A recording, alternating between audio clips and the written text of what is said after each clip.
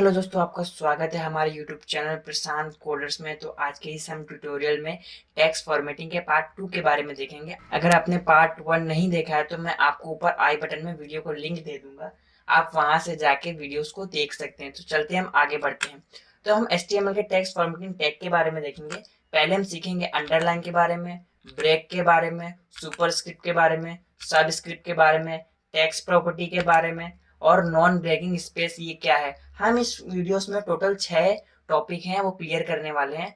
तो आप इस वीडियो को ध्यान से देखना और हाँ, वीडियो के साथ ही साथ मेरी आवाज को भी सुनना, मैं आखिर क्या बोल रहा हूँ उस पर भी ध्यान देना। ओके, तो चलिए हम लोग चलते हैं अपने एडिटर के पास। तो देखिए, हमने यहाँ पे अपना सबलाइन टेक्स्ट एडिटर खोल के रखा है। ये हमारा पहले वाला डॉक्यूमेंट है जो हमने पहले वीडियो के ट्यूटोरियल में किया था। तो हम इसी में ही वर्क करने वाले। तो पहले मैं इसको आपको रन करके दिखा देता हूँ।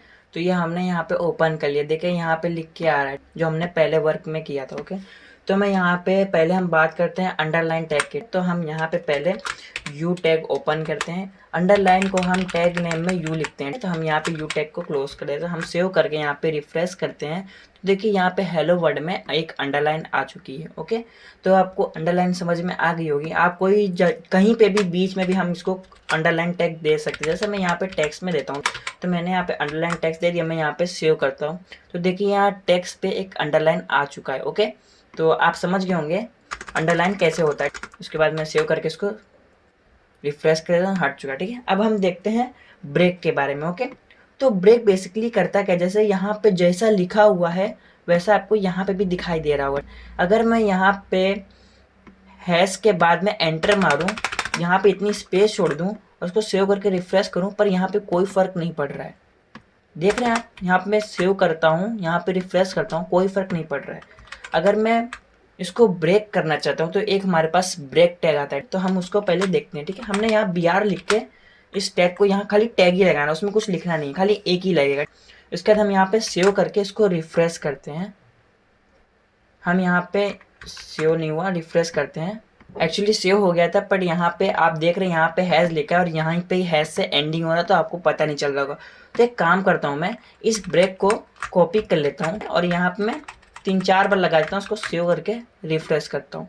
तो देखिए आपको दिख रहा होगा ब्रेक है वो हर जगह यूज। जैसे कि ये लिखा है ना 1960 लिखा है, तो मैं यहाँ पे जाके 1960 को पहले देखता हूँ कहाँ पे है। तो जैसे ये 1960 इसमें मैं यहाँ पे जाके ब्रेक लगा देता हूँ। ठीक है, यहाँ पे मैं ब्रेक लगा देता हूँ और इसको सेव करता हूँ, फिर यहाँ से रिफ्रेश करता हूँ। तो देखिए यहाँ से ये कट चुका है, ये नीचे आ चुका है। यहाँ से देख सकते हैं आप, यहाँ से ये ब्रेक लग चुका है। अगर यही ब्रेक मैं कॉपी करके और आगे लगाऊं और सेव करके यहाँ रिफ्रेश करूं, तो देखिए और ज़्यादा स्पेस हो जाएगा। तो ब्रेक टैग का मतलब यही होता है, कोई भी टेक्स्ट होता है उसको ब्रेक करके उसको नीचे पहुंचाना। आप जितनी बार ब्रेक लगाएंगे उतनी बार वो नीचे जाता जाएगा। आपको ब्रेक के बारे में समझ में आ गया होगा। तो हम चलते हैं, हमारा तीसरा टॉपिक है सुपर स्क्रिप्ट। तो सुपर स्क्रिप्ट बेसिकली यूज यहाँ होता है, जैसे कि यहाँ हेलो वर्ड को मैं हटा देता हूँ। ठीक है, मैं हेलो वर्ड को हटा देता हूँ, यहाँ पे मैं अंडरलाइन भी हटा देता हूँ। ओके, अंडरलाइन भी हटा देता हूँ, आपको थोड़ा बड़ा दिखाई देगा। फिर मैं यहाँ पे लिखता हूँ 12th लिखा, सेव करके यहाँ रिफ्रेश करता हूँ। यहाँ पे देखिए 12th आ चुका है।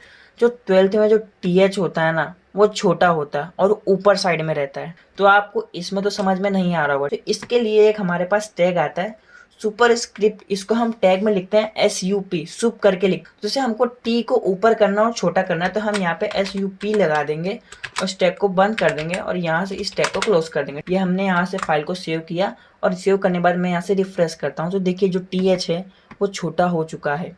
अब यहाँ पे 12th जो और कुछ भी लिखा जाता है वो ऐसे ही लिखा जाता है। जो कंपनियों के नाम होते हैं छोटे अक्षर में ऊपर लिखे रहते हैं, तो वो इसमें सुपर स्क्रिप्ट की मदद से लिखा जाता है। उसके बाद हम देखते हैं, हमारा चौथा पॉइंट है सब स्क्रिप्ट। सब स्क्रिप्ट बेसिकली यूज क्या होता है, जैसे मैं एक काम करता हूँ, इसको हटा देता हूँ। ठीक है, सब स्क्रिप्ट बेसिकली जैसे कि साइंस में कुछ फॉर्मूलाज होते हैं, बहुत से ऐसे फॉर्मूलाज होते हैं मैथमेटिक के जिसमें ये यूज होता है। तो जैसे मैं यहाँ पे लिख देता हूँ H2O, मैं यहाँ पे H2O लिख देता हूँ और इसको मैं सेव करके यहाँ रिफ्रेश करता हूँ।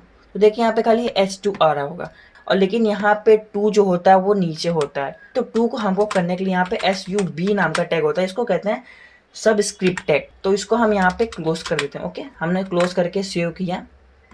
ये देखिए हमारा 2 नीचे आ गया, लेकिन आप देख सकते हैं साथ में ये भी नीचे आ गया। साथ में ये भी नीचे आ गया क्योंकि हमने इसको भी ले ली। इसको हम हटा के यहाँ पे H2O डाल देते हैं, यहाँ पे जाके सेव करते हैं। तो ये देखिए H2O2 हमारा नीचे आ गया क्योंकि उसमें सबस्क्रिप्ट टैग लगा हुआ है। ओके, आप समझ गए होंगे सबस्क्रिप्ट यूज़ क्या करता है। और मैं आपको एक बात बता दूं, मैंने आपको ब्रेक में एक चीज़ बताना भूल गया कि जैसे हम यहाँ पे ब्रेक लिखते हैं, ब्रेक टैग का इस्तेमाल कर सकते हैं। तो हम डायरेक्टली लिखते हैं, एक इसका मेथड और होता है, यहाँ पे हम फॉरवर्ड स्लैश के साथ भी ब्रेक लगा सकते हैं। तो हमने यहाँ फॉरवर्ड स्लैश के साथ लगाया, यहाँ पे हम जाके रिफ्रेश करते हैं, देखिए तो भी ये वर्क कर रहा है। दो प्रकार से लगा सकते हैं, आप इसको लगाओ कि ना लगाओ कोई फर्क नहीं पड़ा। तो हम कहाँ पे थे, हमारा सब स्क्रिप्ट कंप्लीट हो चुका है। हम अब कुछ टेक्स्ट प्रॉपर्टी के बारे में जानेंगे। तो जैसे कि मैं एक काम करता हूँ, इसको हटा के यहाँ पे अपना हेलो वर्ल्ड लिख लेता हूँ।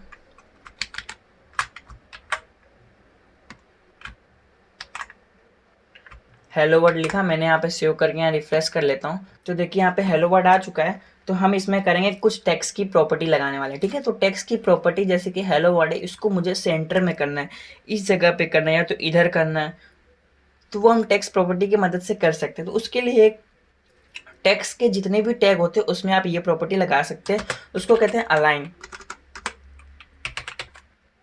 सॉरी, मैं टाइटल पे लगा रहा था। टेक्स्ट की प्रॉपर्टी में लगाना आपको ध्यान रखना है। तो मैं यहाँ पे अलाइन लिख देता हूँ, अलाइन। अब मुझे अलाइन में क्या हेलो वर्ड सेंटर में चाहिए, तो मैं यहाँ पे सिंपल से सेंटर लिख दूंगा। सेंटर लिख के मैं सेव करके यहाँ पे रिफ्रेश करता हूँ, तो देखिए जो हेलो वर्ड है वो सेंटर में आ चुका है। अगर मैं इसको राइट करता हूँ, सेव करके रिफ्रेश करता हूँ, तो देखिए राइट में चला गया। और डिफ़ॉल्ट वैल्यू लेफ्ट ही होती है, आप इसको दो या ना दो कोई फर्क नहीं पड़ता, ये आप समझ गए होंगे। और जो पैराग्राफ में होती है, पैराग्राफ में एक प्रॉपर्टी होती है जिसमें हम लगा सकते हैं कोई भी टेक्स्ट प्रॉपर्टी के साथ, हम इसमें भी लगा सकते हैं। जैसे कि हम इसमें भी अलाइन लिख देते हैं, ठीक है। अलाइन हम इसको सेंटर कर देते हैं,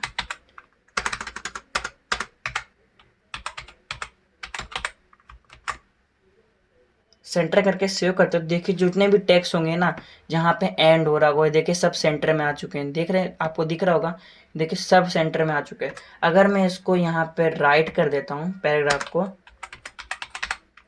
राइट करने के बाद मैं यहाँ से सेव करता हूँ, तो देखिए यहाँ पे सब राइट में हो चुके हैं। और डिफ़ॉल्ट वैल्यू लेफ्ट ही होती है, मैं आपको डाल के दिखा देता हूँ। लेफ्ट डिफ़ॉल्ट वैल्यू है, ठीक है, यहाँ पे। उसके बाद एक और आता है जस्टिफाई, ओके। जस्टिफाई को मैं सेव करके रिफ्रेश करता हूँ, देखिए यहाँ पे सब जस्टिफाई हो चुके हैं, यानी यहाँ से भी बराबर हो चुके हैं और यहाँ जो लास्ट है वहाँ से बराबर। देखिए मैं आपको स्क्रीन बड़ी करके दिखा देता हूँ, आप देख सकते हैं यहाँ पे भी बराबर हैं और यहाँ के भी टेक्स्ट बराबर हैं। मैं एक काम करता हूँ, जो मैंने स्क्रीन में ब्रेक लगाए थे ना, उस ब्रेक को पहले मैं हटा देता हूँ, ओके। तो ये ब्रेक की वजह से हमको दिक्कत हो रहा है, मैंने ब्रेक यहाँ पे लगाया था, इस ब्रेक को हटा देता हूँ। ब्रेक को हटाने के बाद इसको सेव करके यहाँ पे रिफ्रेश करता हूँ, देखिए बराबर आ चुका है। देख रहे हैं आप, यहाँ से भी जस्टिफाई और यहाँ जस्टिफाई का मतलब होता है कि इधर से बराबर इधर से भी बराबर। अब एक काम करता हूँ, मैं जस्टिफाई को हटा के दिखाता हूँ।